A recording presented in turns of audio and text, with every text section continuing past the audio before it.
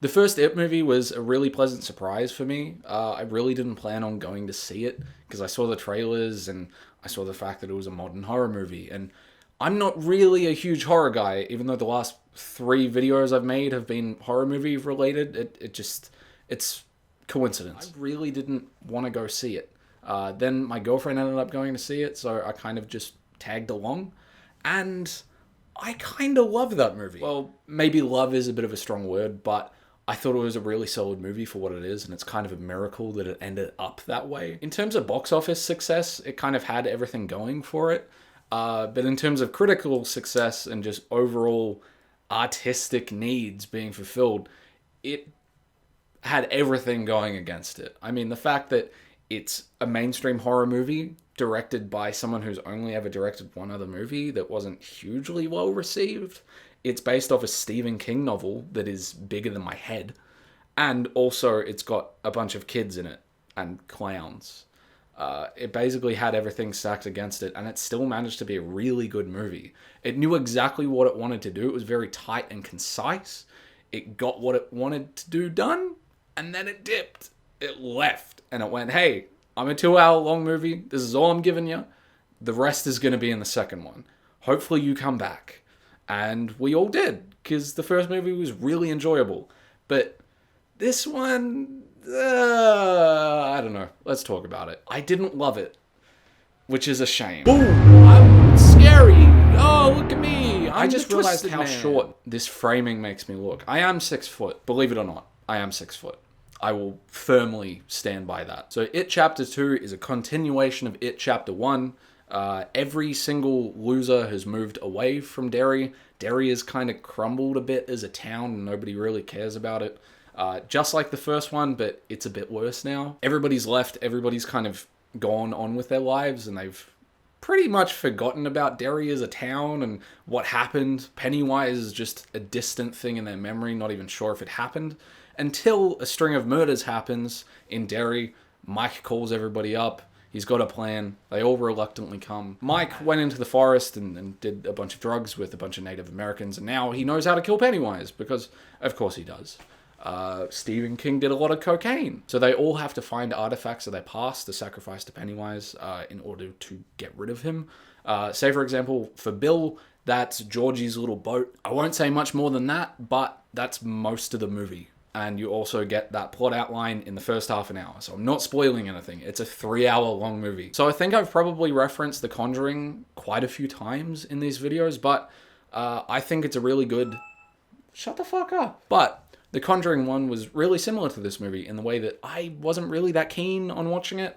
And then I ended up watching it with a big group of friends on holidays in the middle of nowhere, full volume, and I really, really enjoyed it.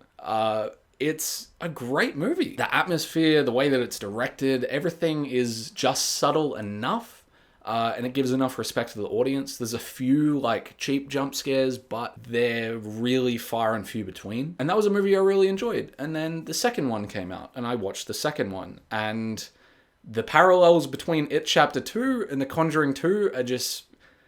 they're too similar not to mention. Please bear with me through this example, by the way. The Conjuring is not a perfect movie by any means at all, but it's a very good benchmark for what a modern horror movie can be in terms of keeping itself mainstream, but also giving enough respect to the audience where it isn't just exactly what every other horror movie is that ends up in the spotlight. So in The Conjuring 2, instead of just having one enemy or one villain, they kind of go the Spider-Man 3 route of just having a bunch of people. Like, they have the Twisted Man, they have the old dude who sits on the couch, they have a bunch of these things, and turns out, oh, the nun, or whoever it is, I really can't remember that movie, it sucks. I remember why I didn't like it, but I don't remember it at all. So it turns out that, oh, it's not the one bad spirit, it's multiple bad spirits. You could stop at 5 or 6 stores, or just one. I feel like a deer in the headlights of love. It Chapter 2 falls down the same hole that The Conjuring 2 does as well. Instead of having that atmosphere and that dread, instead it just kind of throws everything at the wall and sees what sticks. The first It was really tight and concise. and it knew what it wanted to be, it knew what it wanted to do. It did it very effectively. Pennywise had great just screen presence. I was genuinely scared by that movie. This one, it doesn't do it at all. It goes like, hey, remember that leper, like that homeless zombie dude that attacks Eddie randomly in one part of the first movie? Oh yeah, he's back. And there's going to be a 10-minute scare sequence about him. And he's going to vomit big, like, black sludge all over Eddie. And there's going to be a weird song that plays. I don't fucking care at all. But what The Conjuring 2 does is, instead of taking its time and creating a nice atmosphere and doing all of that, the things that actually take effort, instead it just pulls a bunch of side characters out of its ass and just uses them for cheap jump scares. And hey, I'm fine with jump scares as long as they have something actually scary to jump them. I'm fine with jump scares as long as they have something genuinely scary to back them up. I excuse that because Pennywise is a scary character, and Bill Skarsgård's interpretation of him is really fucking disturbing. Alright, before I sound like a huge dick, the things I did like about this movie. I really enjoyed the first half an hour where they were reintroducing all of the characters as adults. I thought it was a great cast as well. Bill Hader is hilarious. The dude who played Eddie that always looks like a bootleg version of Rob Dyrdek, which is really harsh to say, but he's the first person I think of when I see him. Jessica Chastain had, again, like Bev in the first movie, probably the hardest role to play. She was really good too. The cinematography was good as well, but the direction wasn't there to back it up. All of the shots can look good, but if it's not put together well, it's not going to be good. But the camera also didn't have a lot to do. It was the same with the cast, really, because the cast was really great, and within the first half an hour, they have a lot to do, and then afterwards, it's not that they don't have a lot to do physically, it's just that it's not very challenging, and it's not very interesting either.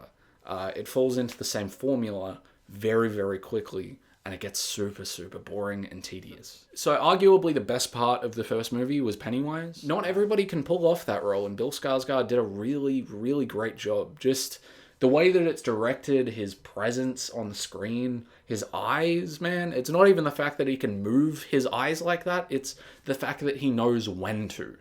And that's really, really important. He's a great actor, but he's the whole reason why I really enjoyed that movie. And he's in this movie for about 10 minutes. And it's a 3-hour-long movie. And he's on the poster. And he's also the main villain. The thing is, very, very quickly in the film's second act, it kind of falls into the same rut. So like I said before, the plot is the losers, the group of 7 people, find sort of artifacts of their past, then confront Pennywise.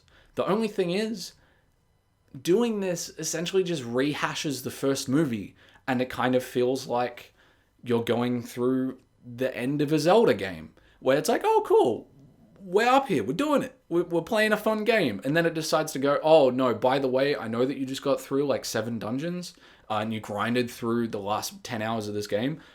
You've got 20 Triforce shards to find, because you suck, and I hate you. That's exactly how this movie felt. It was like, okay, you have an interesting first act. Act 2, you establish the fact that everybody has to go and find their thing, and then people go and start finding their thing, which very quickly turns into person goes to place, person gets scared, person gets the item, person leaves. And that repeats for every single character. For some, multiple times. And 2 of them involve Pennywise. One of them fairly heavily, one of them very, very loosely. Which is a huge shame because they underutilize him completely. But the thing is, none of the scenes really ended up with that. It all just ended up like an excuse to shoehorn a bunch of side characters in to spook you. Like, there's a CGI naked grandma. And the scene where it comes from is really effective. Like, Bev goes back to her old apartment block and then has little bit of like coffee with this old lady, and she's really creepy. Like as soon as Bev turns her back, she has this sort of like dead look in her eyes, and you think, oh no, oh no. And as Bev's looking around, she looks at these paintings on the wall, and it's got a bunch of carnival stuff. And the lady is like, oh, that was my father, my grandfather. And you look, and it's Pennywise in those photos. And it's like, oh no. And it's really good because you've got a shot of just, well, let's just say it's this.